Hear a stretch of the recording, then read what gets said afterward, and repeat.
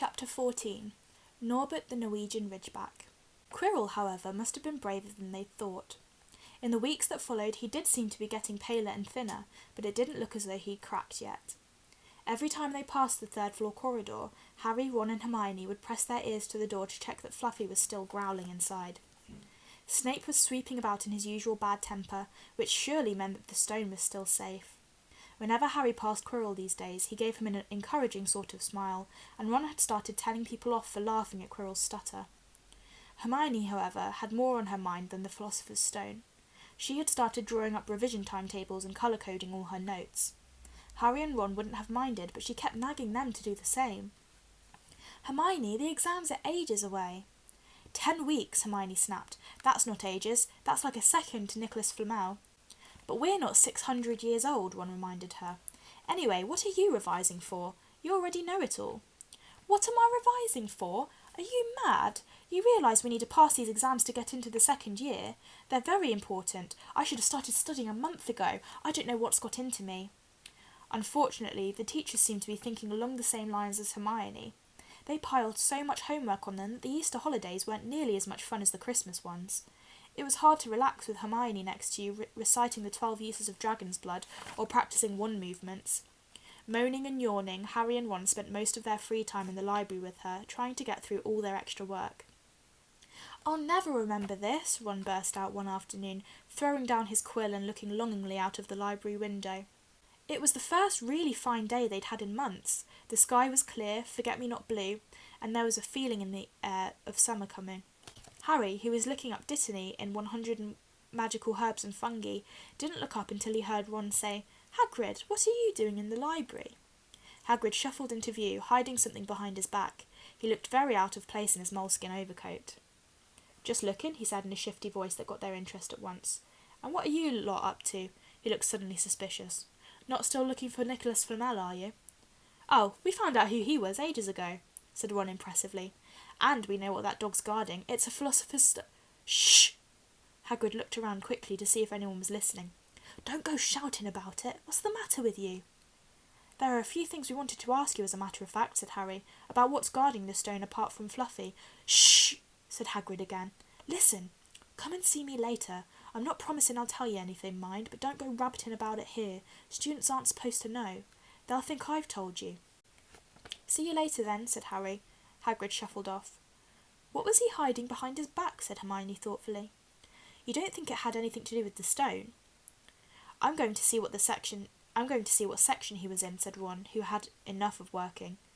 He came back a minute later with a pile of books in his arms and slammed them down on the table. "Dragons," he whispered. "Hagrid was looking up stuff about dragons. Look at these. Dragon species of Great Britain and Ireland, From Egg to Inferno, a dragon keeper's guide. Hagrid's always wanted a dragon. He told me so the first time I ever met him," said Harry. "But it's against our laws," said Ron.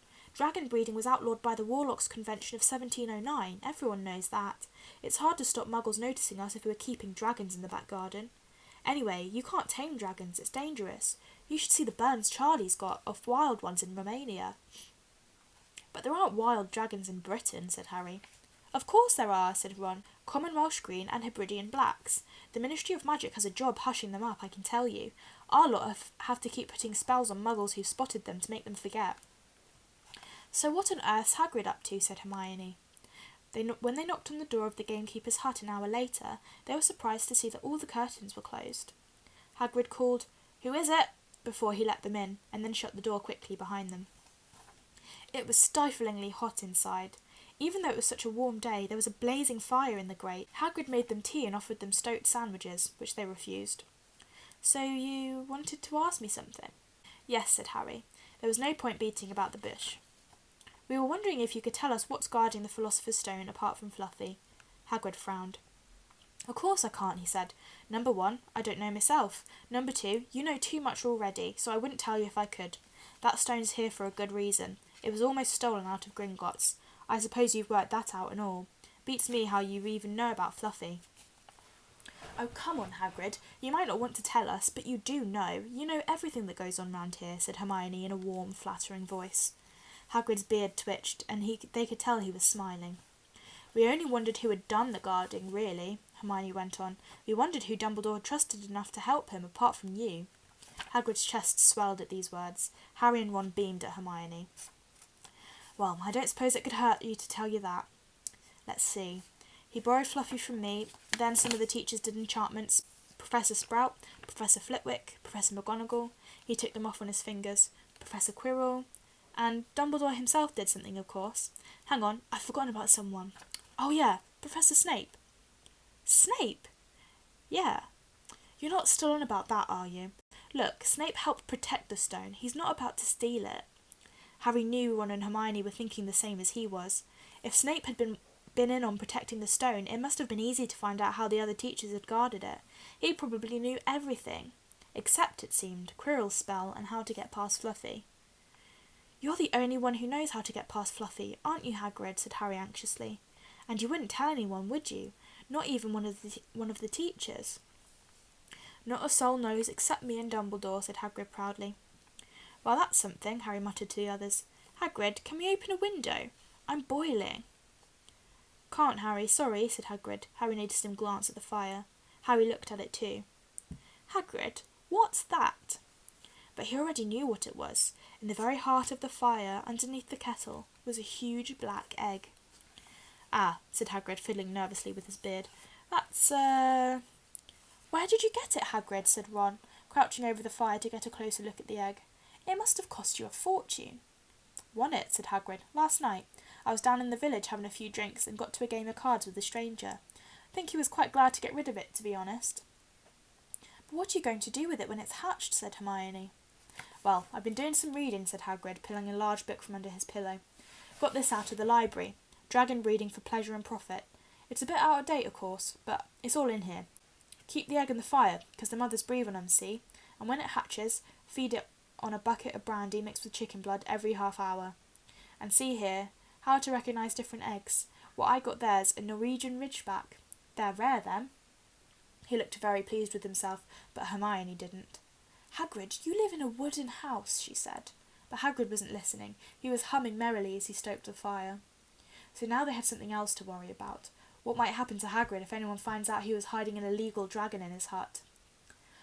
"Wonder what it's like to have a peaceful life," Ron sighed, as evening after evening they struggled through all the extra homework they were getting.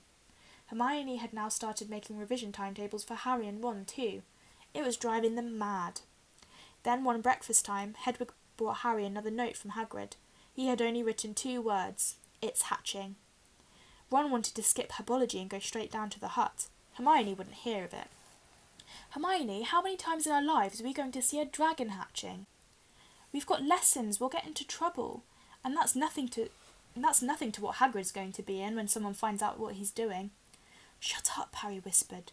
Malfoy was only a few feet away, and he had stopped dead to listen. How much had he heard? Harry didn't like the look on Malfoy's face at all. Ron and Hermione argued all the way to herbology, and in the end Hermione agreed to run down to Hagrid's with the other two during morning break. When the bell sounded from the castle at the end of their lesson, the 3 of them dropped their trowels at once and hurried through the grounds to the edge of the forest. Hagrid greeted them, looking flushed and excited. "It's nearly out," he ushered them inside. The egg was lying on the table. There were deep cracks in it. Something was moving inside. A funny clicking noise was coming from it. They all drew their chairs up to the table and watched with bated breath. All at once, there was a scraping noise and the egg split open. The baby dragon flopped onto the table. It wasn't exactly pretty. Harry thought it looked like a crumpled black umbrella. Its spiny wings were huge compared to its skinny jet body, and it had a long snout with wide nostrils, stubs of horns and bulging orange eyes. It sneezed. A couple of sparks flew out of its snout. "Isn't he beautiful?" Hagrid murmured. He reached out a hand to stroke the dragon's head. It snapped at his fingers, showing pointed fangs. "Bless him, look, he knows his mummy," said Hagrid. "Hagrid," said Hermione, "how fast do Norwegian Ridgebacks grow exactly?" Hagrid was about to answer when the colour suddenly drained from his face. He leapt to his feet and ran to the window. "What's the matter?" "Someone was looking through the gap in the curtains. It's a kid. He's running back up to the school." Harry bolted to the door and looked out. Even at a distance there was no mistaking him. Malfoy had seen the dragon. Something about the smile lurking on Malfoy's face during the next week made Harry, Ron and Hermione very nervous. They spent most of their free time in Hagrid's darkened hut, trying to reason with him. "Just let him go," Harry urged. "Set him free." "I can't," said Hagrid. "He's too little. He'd die." They looked at the dragon. It had grown 3 times in length in just a week. Smoke kept furling out of its nostrils. Hagrid hadn't been doing his gamekeeping duties because the dragon was keeping him so busy. There were empty brandy bottles and chicken feathers all over the floor. "I've decided to call him Norbert," said Hagrid, looking at the dragon with misty eyes. "He really knows me now. Watch. Norbert! Norbert! Where's Mummy?"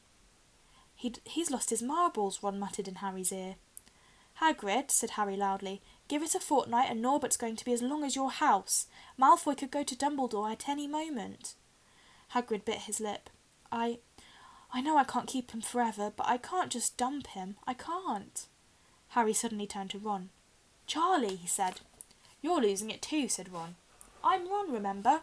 "No, Charlie, your brother Charlie, in Romania, studying dragons. We could send Norbert to him. Charlie can take care of him and then put him back in the wild." "Brilliant," said Ron. "How about it, Hagrid?" And in the end, Hagrid agreed that they could send an owl to Charlie to ask him. The following week dragged by. Wednesday night found Hermione and Harry sitting alone in the common room, long after everyone else had gone to bed. The clock on the wall had just chimed midnight when the portrait hole burst open. Ron appeared out of nowhere as he pulled off Harry's invisibility cloak. He had been down at Hagrid's hut, helping him feed Norbert, who was now eating dead rats by the crate. "It bit me," he said, showing them his hand, which was wrapped in a bloody handkerchief. "I'm not going to be able to hold a quill for a week. I tell you, that dragon's the most horrible animal I've ever met, but the way Hagrid goes on about it, you'd think it was a fluffy little bunny rabbit. When it bit me, he told me off for frightening it, and when I left, he was singing it a lullaby." There was a tap on the dark window. "It's Hedwig," said Harry, hurrying to let her in. "She'll have Charlie's answer." The 3 of them put their heads together to read the note. "Dear Ron, how are you? Thanks for the letter. I'd be glad to take the Norwegian Ridge back, but it won't be easy getting him here. I think the best thing to do will be to send him over with some friends of mine who are coming to visit me next week. Trouble is, they mustn't be seen carrying an illegal dragon. Could you get the Ridgeback up to the tallest tower at midnight on Saturday? They can meet you there and take him away while it's still dark. Send me an answer as soon as possible. Love, Charlie." They looked at each other. "We've got the invisibility cloak," said Harry. "It shouldn't be too difficult. I think the cloak's big enough to cover 2 of us and Norbert." It was a mark of how bad the last week had been that the other 2 agreed with him.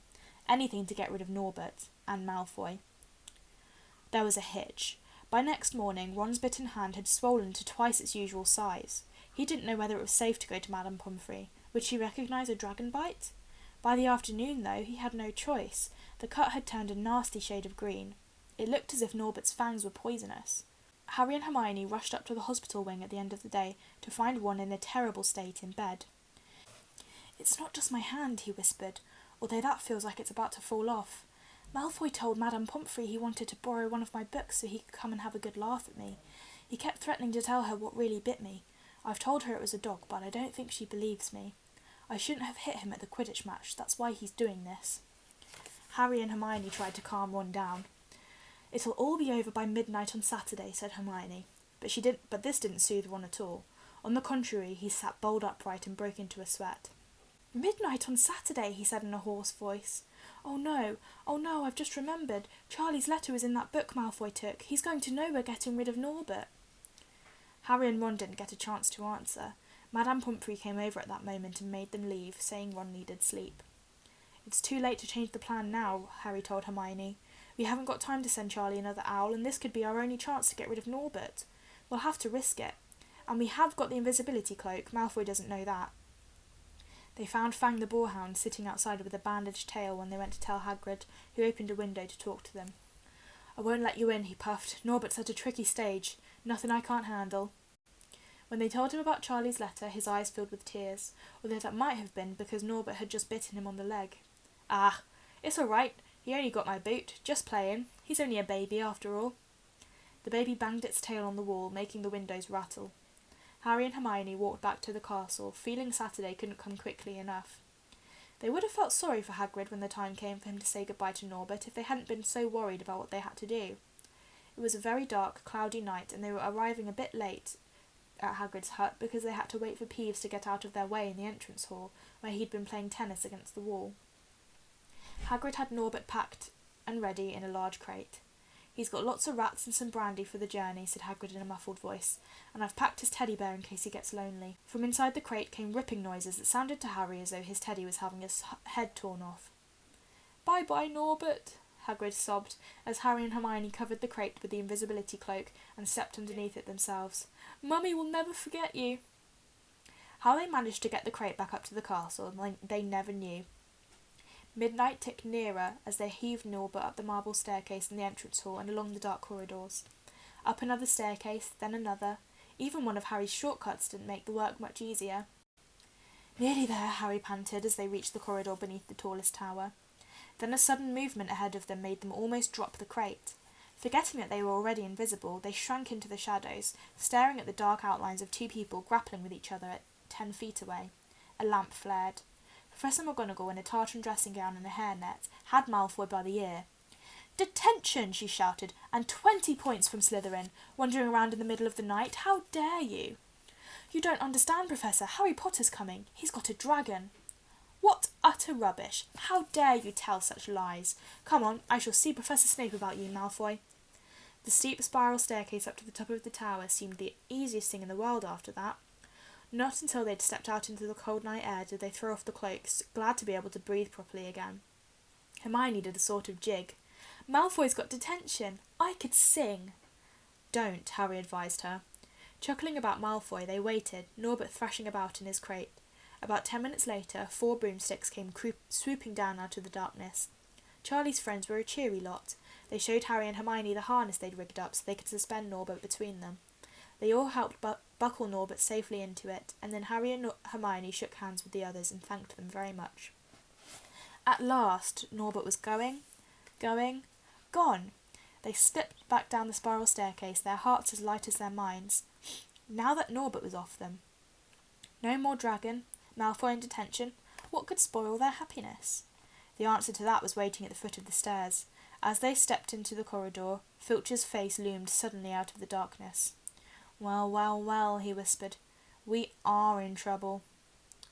They'd left the invisibility cloak on the top of the tower. That's a bit of a cliffhanger, isn't it? Oh dear.